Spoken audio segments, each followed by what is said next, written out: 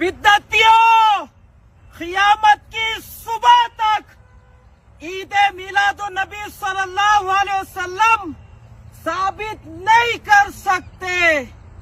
ये बिदअत है। अस्सलामु अलैकुम। हुजूर सल्लल्लाहु अलैहि वसल्लम की ज़ात व औसाफ व आपकी ज़िंदगी मुबारक व आपके फरमाने आलीशान के बयान को ही मिलाद पाक कहा जाता है। हुजूर सल्लल्लाहु ताला अलैहि वसल्लम की विलादत की खुशी मनाना ये सिर्फ इंसान का ही खासा नहीं है, बल्कि तमाम खलकत उनकी विलादत की खुशी मनाती है। बल्कि खुद रब्बे कायनात मेरे मुस्तफ़ा जाने रहमत सल्लल्लाहु ताला अलैहि वसल्लम का मिलाद पढ़ता है। यहाँ कुरान की सिर्फ चंद आयतें पेश करता हूँ, वरना तो पूरा का पूरा कुरान ही मेरे आका सल्लल्लाहु अलैहि वसल्लम की शान से भरा हुआ है। मगर कुछ आँख के अंधे और अकल के कोनियों को ये आयतें नहीं दिखती और वो लोग इसको भी शिर्क और बिदअत कहते हैं। माज़अल्लाह। हवाला मुलाहजा फरमाएं। पारा 10 सूरत तौबा आयत नंबर 33 में अल्लाह ताला इरशाद फरमाता है, वही है जिसने अपना रसूल हिदायत और सच्चे दीन के साथ भेजा।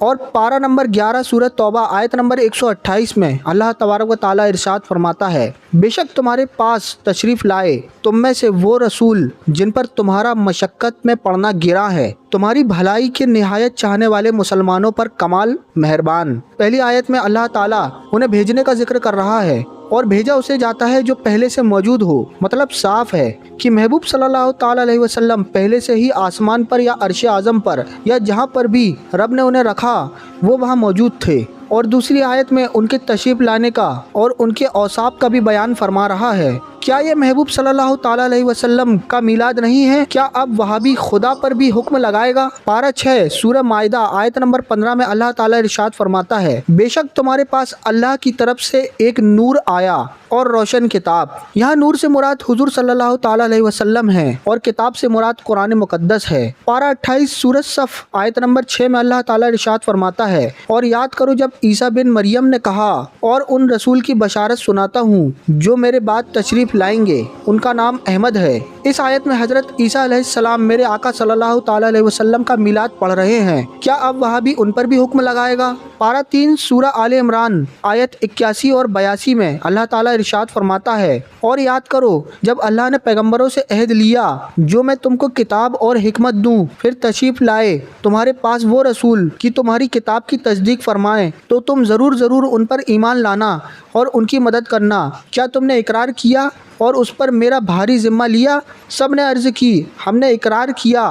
फरमाया, तो एक दूसरे पर गवाह हो जाओ और मैं खुद तुम्हारे साथ गवाहों में हूँ। तो जो कोई इसके बाद फिरे तो वही लोग फासिक हैं। ये आलम अरवाह का वाक़या है जहाँ मौला ताला ने अपने महबूब सल्लल्लाहु ताला अलैहि वसल्लम की शान बयान करने के लिए अपने तमाम नबियों को इकट्ठा कर लिया, यानी महफिल मिलाद सजा ली, और उनसे फरमा रहा है कि अगर तुम्हारे पास मेरा महबूब सल्लल्लाहु ताला अलैहि वसल्लम तशरीफ लाए तो तुम्हें सब कुछ छोड़कर उसकी इत्तिबा करनी होगी। और आखिर में जुमले क्या ही कयामत खेज हैं। क्या फरमा रहा है कि जो इस अहद को तोड़े वो फासिक है। अल्लाह अल्लाह, ये कौन कह रहा है? हमारा और आपका रब कह रहा है। किससे कह रहा है? अपने मासूम नबियों से कह रहा है। क्यों कह रहा है? क्योंकि बात उसके महबूब सल्लल्लाहु ताला अलैहि वसल्लम की है, इसलिए कह रहा है। आज हम उसके महबूब का जिक्र करें तो हम मुशरिक, महफिल मिलाद सजाएं तो हम मुशरिक, भीड़ इकट्ठा कर ले तो हम मुशरिक, और रब जो कर रहा है उसका क्या उस पर भी हुक्म लगेगा भाभियों? पारा 13 सूरह इब्राहिम आयत नंबर 5 में अल्लाह ताला इरशाद फरमाता है,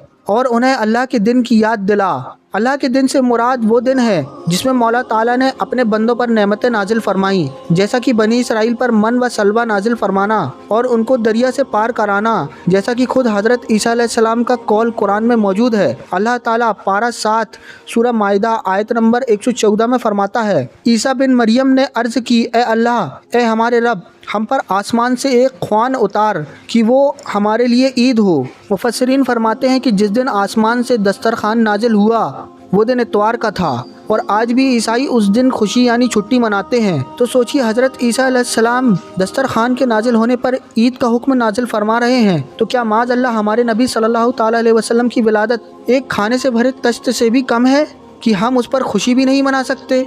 यकीनन मेरे आका सल्लल्लाहु ताला अलैहि वसल्लम दुनियाई जहान की सारी नेमतों से बढ़कर हैं। ये मैं नहीं कह रहा बल्कि खुद रब्बे कायनात फरमा रहा है। पढ़िए पारा 4 सूरह आले इमरान आयत नंबर 164 में अल्लाह ताला इरशाद फरमाता है, बेशक अल्लाह का बड़ा एहसान हुआ मुसलमानों पर कि उनमें उन्हीं में से एक रसूल भेजा तो उन पर उसकी आयतें पढ़ते हैं और उन्हें पाक करते हैं और उन्हें किताब और हिकमत सिखाते हैं। अल्लाह ने इंसान को कैसी कैसी नेमतें अता फरमाई हैं, उसकी आँख, कान, नाक, मुंह, ज़बान, दिल, जिगर, उसके हाथ पैर, उसकी सांसें।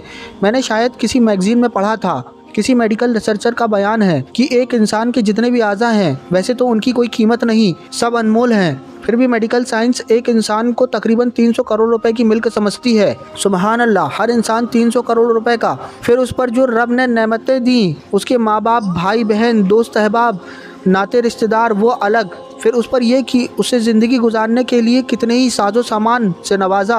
मगर कसम उस रब्बे कायनात की, पूरा कुरान उठाकर देख लीजिए कि क्या कहीं उसने अपनी किसी भी नेमत पर एहसान जताया हो? नहीं, बल्कि अगर जताया है तो अपने महबूब सल्लल्लाहु ताला अलैहि वसल्लम को जब बंदों के दरमियान भेजा तब जताया है। अब बताइए, क्या जिस नेमत को देने पर वो खुद फरमा रहा है कि मैंने एहसान किया बंदों पर, ज़रा सोचिए कि कैसी ही अजीम नेमत है। मेरे मुस्तफ़ा जान रहमत सल्लल्लाहु ताला अलैहि वसल्लम की विलादत दस्तरखान के आसमान से आने पर तो ईद मनाई गई, तो फिर मुस्तफ़ा जान रहमत सल्लल्लाहु ताला अलैहि वसल्लम के आने पर ईद मनाना शिर्क कैसे हो गया, जबकि अल्लाह ताला खुद अपनी दी हुई नेमतों का चर्चा करने का हुक्म दे रहा है। पारा नंबर 30 सूरह बद्दुहा आयत नंबर 11 में अल्लाह ताला इरशाद फरमाता है, और अपने रब की नेमत का खूब चर्चा करो।